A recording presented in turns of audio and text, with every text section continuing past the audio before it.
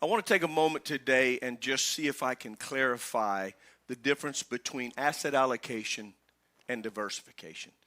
Many times when I sit down with a client, and even people who've been investing for years, even sometimes advisors in the business don't completely understand the difference and how important these are to your portfolio. And this can oftentimes create a lot of drag in a portfolio, a lot of exposure, overexposure to a sector. So it's very important that you as an investor understand the difference between asset allocation and diversification. So I want to take just a moment. I'm going to go to the board and see if I can just real quickly clarify this a little bit so that you understand that, because it's very important in your portfolio.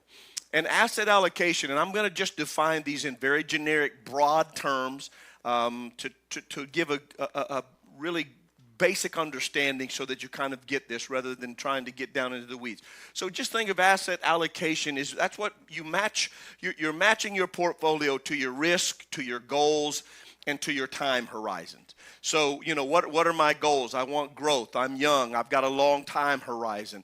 I want to make a lot of money during that time. I don't have much risk. I don't mind.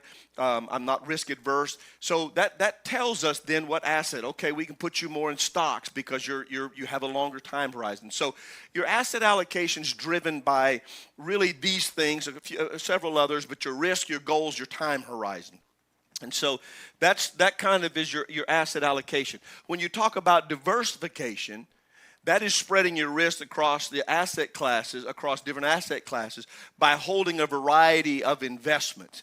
So within that asset class, okay, you hold certain things that have to be really spread out in that asset class if you're going to get diversification.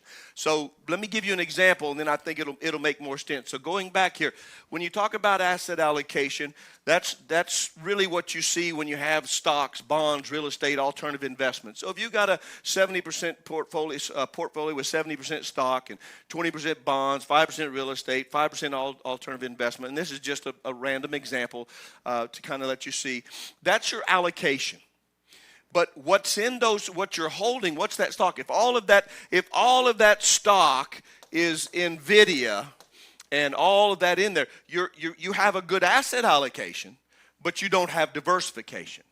And same thing with your bonds. If all you have is munis or corporates and there's no diversification in that, then you've got your asset allocation set, but you don't have good diversification. And so when we talk about diversification, if out of that 70% stocks, you would want some U.S., some international, some small, large, mid. You want a variety to make sure of different stock classes in the asset class of stocks, because you want to be able to make sure you're diversifying your risk inside of that. Now, there's always going to be some level of systemic risk in the market, but if we diversify across that, where U.S. and international many times have an inverse relationship, we're spreading our risk. And many times people don't look or understand diversification and how that impacts your portfolio.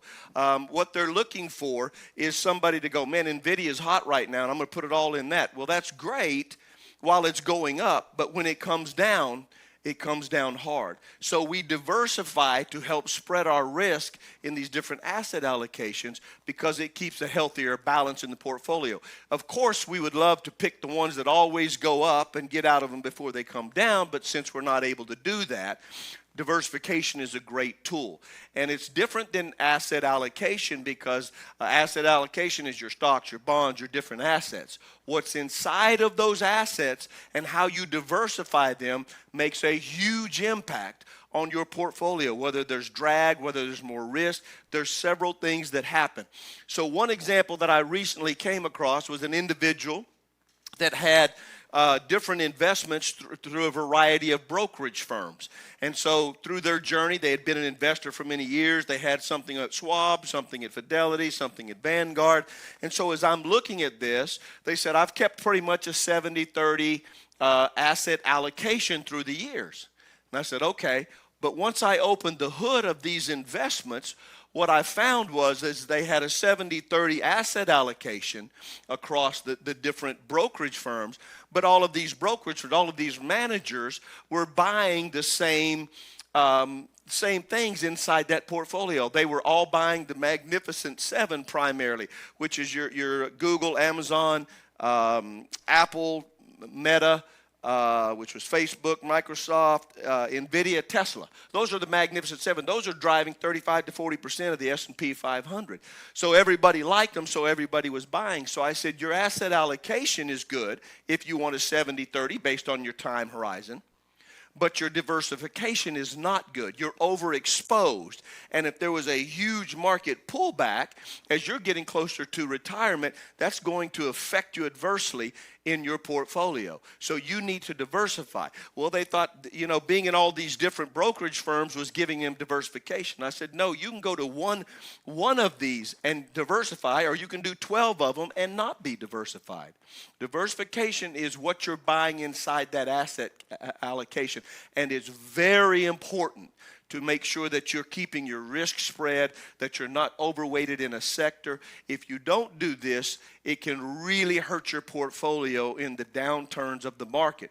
So make sure you're aware. Make sure you understand the difference when you're looking at your portfolio and you're talking to somebody, that you understand the difference between asset allocation and diversification, because that's what helps you to protect your portfolio, especially as you move closer to retirement. You've got to be able to migrate some of those to safer allocations and diversify them as you move closer to your retirement age, or it'll end up really, really damaging your ability to retire by cleaning your portfolio out. And I've seen that too many times. It's a mess. So make sure you understand the difference. Make sure you know that. I hope this helps you today in your investing journey.